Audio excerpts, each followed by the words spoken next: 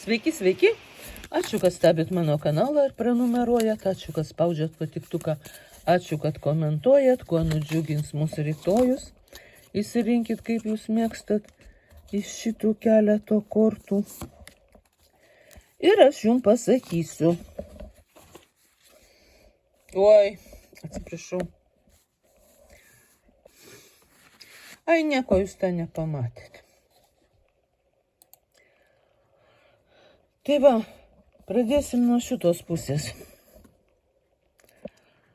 Kada mes gaunam pentaklių tūzą, tai pirmiausia reiškia, kad turim tvirtus materialinius pamatus. Ir jau tie pamatai tvirti ir viskas, kas ant jų pastatyta, irgi yra labai tvirta.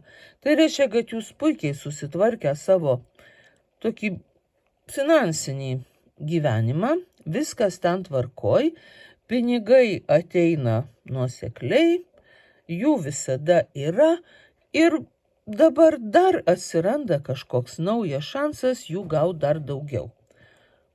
Na, tai gali būti tiesiog vienkartinė dovana, kažkokia dovana. Ir tai gali būti naujai atidaryta veikla.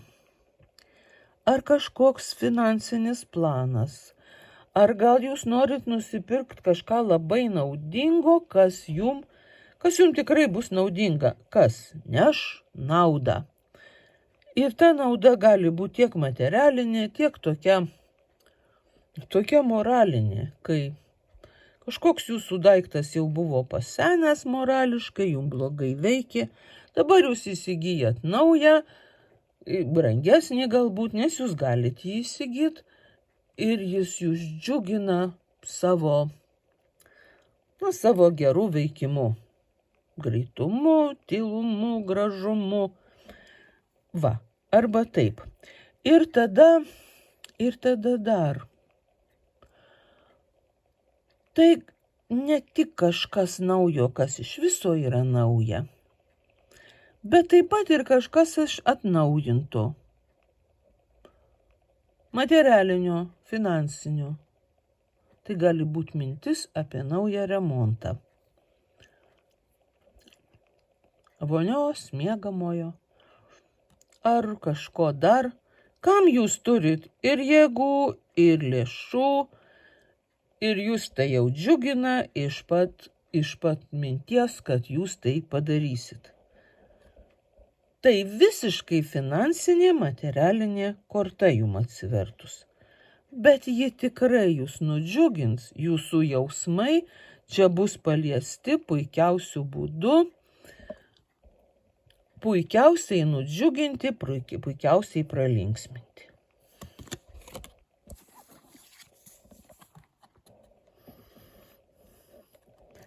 Va, toks pasirinkimas, toks pasimastymas, kai jums tikrai reikia išsirinkti iš dviejų gerybių geresnę. Jums ir ta suknelė patinka, ir kita suknelė patinka, ir jums vakarėlis už poros dienų, ir jūs turit gerai jūs net negalite apie tai galvot, jūs tiesiog nervina tai, kad jums reikia išsirinkti, nes jums jos patinka abi. Ir jūs ar ir tą norit pasipuošti, ir kitą norit pasipuošti. Ir tai gadina jūsų nuotaiką.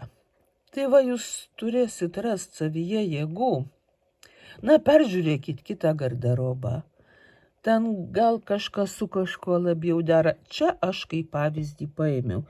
Gal jūs iš viso dvi geros draugės kviečia į gimtadienį tą pačią dieną, tą pačią valandą. Tai viskas, apie ką aš kalbu, bus nelengvas pasirinkimas, kai abejonės, šiek tiek graužia ir vargina. Bet juk tai ne kasdien taip atsitinka. Vieną dieną šitai pasivarginsit, kitą dieną bus viskas aišku.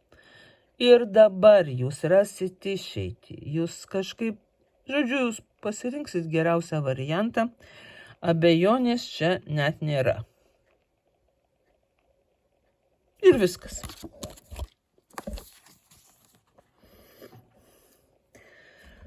Na, pažiūrėkit, kokią didelę puokštę nešasi mergina.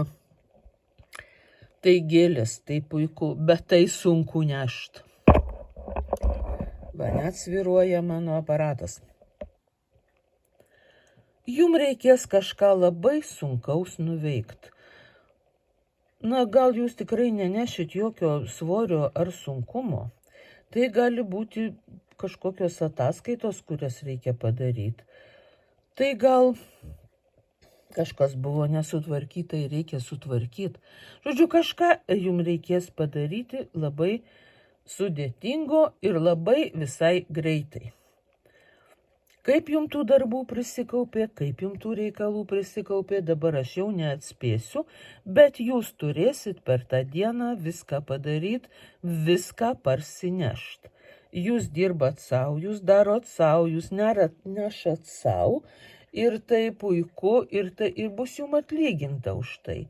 Jums vieną kitą akimirką pasirodys sunku, bet jūs paskui apsidžiaugsit, kad visa tai, kai jūs parsinešit, kai jūs nuveiksit, kai jūs padarysit, bus jūsų, jums bus sumokėta, jūs būsit įvertinti ir jūs turėsit visą šitą puokštę namie ar kitus dalykus taip pat.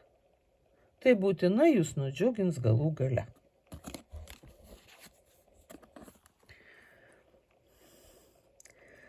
Ir čia darbuotojo korta. Tai nėra kaip praėjusi labai sunkus darbas, bet šita korta rodo jūsų kruopštumą, jūsų atsidavimą profesijai, jūsų profesionalumą. Jūs taip gerai žinot, ką daryti, jūs taip gerai viską darot, kad jūsų nepasidalina darbdaviai ir klientai taip pat.